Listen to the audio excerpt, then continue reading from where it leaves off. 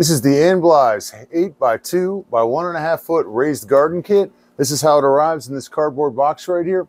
The cardboard box itself is about 26 by 18 by 3 and it weighs in at about 30 pounds, so it's got a little bit of weight on it. And I'm going to build this thing for you. This was sent to me for evaluation purposes, but all opinions are my own. And inside the package, you get a set of instructions.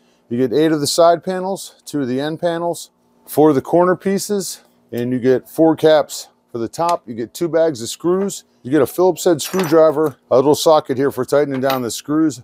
And they give us a set of gloves, which I think I'm going to use because it's cold out here. I'm getting ready for spring.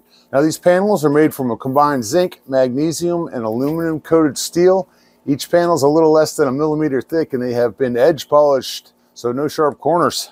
And the screw holes have been precisely placed. For easy installation, they say.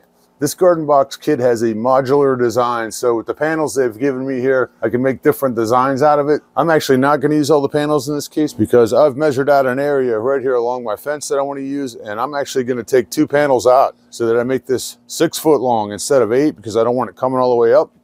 If later on I decide to move it to an area where I have more room, you know, I can always add these other 2 panels later, so I'm just going to hold on to them. So they've also given us 8 dividers in here, which I'm only going to use 6 of them. So after looking over the instructions and looking over the pieces, I think the best thing for me to do is to assemble the side pieces first, and then I think I'll assemble the end pieces with the corner pieces, and I'll put the caps on last. Basically, just going to slide the panel up, line these holes up right here, and go to town. I'm going to leave the number 2 and number 4 hole open for the dividers. Here's a pro tip: coffee jar lid. I've got this pattern. I'm just going to follow it for the rest of the panels. Still got these 2 holes for the divider, so I'm going to put the dividers in now. All right, one side complete. Now I'm just going to build the second side without the dividers on it because I don't need them. And side 2 complete. This side went together way faster because I kind of had a system going after doing the first side. I'm going to build the end caps. One corner piece on this side, a corner piece on this side, and do the same on the other section. I'm not going to do the top screw because a cap goes on there, so I'm going to wait on that. So I'll do everything but the top screw.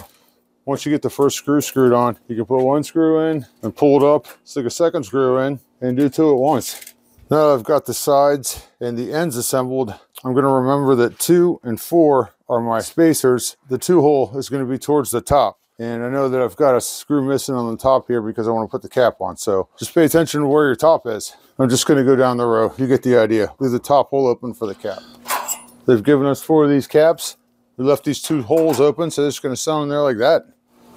All right, we're in the home stretch now, and there's probably way easier ways to do this, like on the ground, but it's wet outside right now, and I'm not crawling around on the ground. I've just set this piece into place.